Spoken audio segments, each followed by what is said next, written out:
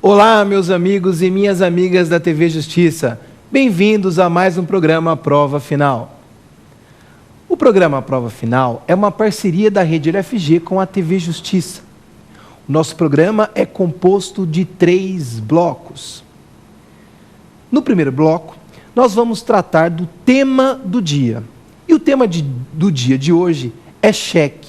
Falaremos sobre cheque, falaremos da estrutura do cheque, falaremos se é possível o endosso no cheque, como se faz para dar endosso no cheque, se é possível o aval no cheque, esse aval pode ser total ou um aval parcial, falaremos do prazo prescricional do cheque, falaremos do prazo de apresentação, trataremos de muitas coisas interessantes e relevantes a respeito do cheque.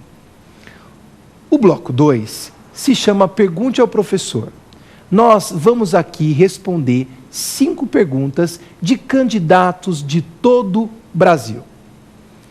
O bloco 3 se chama X da questão. E nós vamos aqui abordar 2 questões de provas anteriores da OAB. Vamos resolver item por item, alternativa por alternativa, de 2 questões da prova da OAB, provas anteriores. Meu nome é Alexandre Jaluca, sou professor de Direito Empresarial do curso LFG e será um prazer estar com vocês agora neste momento.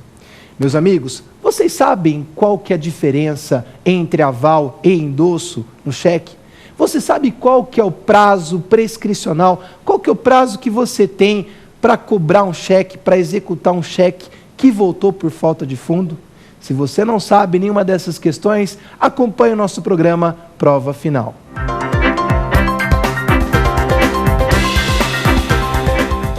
Cheque. Este é o nosso tema de hoje. Vamos falar sobre cheque. O que vem a ser um cheque? A análise que nós vamos fazer sobre o cheque é uma análise muito aprofundada e vamos tratar de temas que caem em concurso público, que caem no exame da OAB, porque esse assunto cheque é extremamente exigido. O cheque, de acordo com a classificação dos títulos de crédito, ele é um título de crédito vinculado. Como assim um título de crédito vinculado? É porque o cheque tem uma padronização obrigatória. Nós temos que seguir uma padronização obrigatória. Por esse motivo, eu não posso pegar um pedaço de papel, pintar de amarelo, por exemplo, e escrever Banco do Brasil. Você não aceitaria esse documento. Você até pode aceitá-lo, mas não o aceitaria como cheque, porque cheque tem uma padronização obrigatória. Por isso que ele é um título de modelo vinculado. Além disso, o cheque também é um título não causal. Como assim, Jaluca? Título não causal? Significa que você não precisa de uma causa específica para a emissão de um cheque. Eu vou pagar aluguel, eu pago aluguel com cheque. Eu vou pagar o restaurante, eu pago o restaurante com cheque. Eu vou pagar um curso, eu pago esse curso com um cheque. Não há necessidade de uma causa específica para a emissão do cheque. Diferente, por exemplo, de uma duplicata, porque a duplicata já é um título causal. Por que a duplicata é um título causal? Porque eu só posso emitir duplicatas em caso de compra e venda mercantil ou em caso de prestação de serviço. Então, por exemplo, se eu tenho um imóvel, estou alugando esse imóvel, eu não posso emitir uma duplicata para cobrar aluguel, porque a duplicata é só para compra e venda mercantil ou prestação de serviço. Então, nós vimos que ele é de modelo vinculado, vimos que o cheque ele é não causal, e é importante que você saiba que o cheque é uma ordem de pagamento. Isso mesmo, uma ordem de pagamento. O que vem a ser uma ordem de pagamento? Os títulos de crédito, eles podem ser uma ordem de pagamento ou eles podem ser uma promessa de pagamento. A nota promissória, por exemplo, é uma promessa de pagamento, porque pela nota promissória eu prometo que vou pagar uma determinada quantia numa determinada data para um determinado credor. Olha, eu vou pagar. Diferente do cheque. O cheque é uma ordem de pagamento. E por ter a estrutura de uma ordem de pagamento, tem aquela figura daquele que dá a ordem. E se eu estou dando a ordem, eu estou dando a ordem para alguém, ou seja, vai ter o destinatário daquela ordem e vai ter o tomador beneficiário que nós chamamos de credor. Então, aquele que dá a ordem é chamado de sacador. Então, quem é esse sacador no cheque? É o correntista. O correntista vai ser o sacador do cheque. É aquele que dá a ordem de pagamento. E o sacado, Gianluca? Quem é o sacado?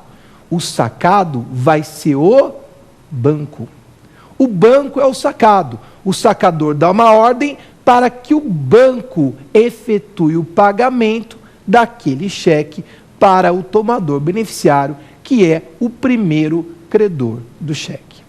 É lógico que o sacado só vai efetuar o pagamento daquele cheque se porventura o sacador, que é o emitente do cheque, possuir fundos disponíveis para pagamento deste cheque. No entanto, é importante que você saiba que o cheque é uma ordem de pagamento, porque ele adotou essa estrutura. Sacador emitente, que é o correntista, sacado, que é o banco e recebe a ordem de pagamento, e tomador beneficiário, que é o credor do cheque. Tudo bem? Bom, é importante também destacar que no tocante ao cheque, o cheque, diferentemente de outros títulos de crédito, não admite a figura do aceite. Ora, mas Alexandre, o que vem a ser o aceite? O que é esse aceite? Letra de câmbio, por exemplo, tem a figura do aceite. O sacador dá uma ordem para o sacado e esse sacado aceita ou não, ou seja, ele concorda ou não com essa ordem de pagamento. Para aqueles que estão na atividade empresarial, que tem empresa, farmácia, lojas, restaurantes, empresas, vocês estão muito acostumados com duplicata, não é assim? A duplicata, você pode perceber, no corpo da duplicata tem um espaço para assinatura, espaço para que se dê o aceite. E o que vem a ser o aceite na duplicata, por exemplo? É o ato de concordância com aquela ordem de pagamento dada. Então prestem atenção. Eu tenho uma empresa e vendi a mercadoria para você. Eu tenho uma empresa e vendo uma mercadoria para você. Entrego essa mercadoria e emito uma fatura. Do crédito correspondente dessa fatura, eu vou então fazer o quê? Emitir uma duplicata. Emitir a duplicata. Envio a duplicata para você, que é o sacado. Como você recebeu a mercadoria, você agora vai dar o aceite concordando com o pagamento daquela duplicata.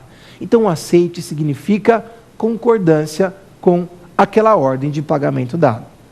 Por este motivo, que o cheque não admite a figura do aceite. Imaginem, eu dei uma ordem de pagamento para o banco recebe essa ordem de pagamento, o banco não vai ter que concordar ou não com essa ordem de pagamento. Há uma relação contratual existente entre o sacador, que é o emitente do cheque, e o banco, que é o sacado. E essa relação contratual diz o quê? Que uma vez que há fundo disponível na conta e o cheque é apresentado para pagamento, o banco tem que pagar o cheque. Exceto se tem alguma ordem emanada do emitente para que não efetue esse pagamento, a chamada sustação do cheque. Então, meus amigos e minhas amigas, cheque é uma ordem de pagamento que não admite a figura do aceite.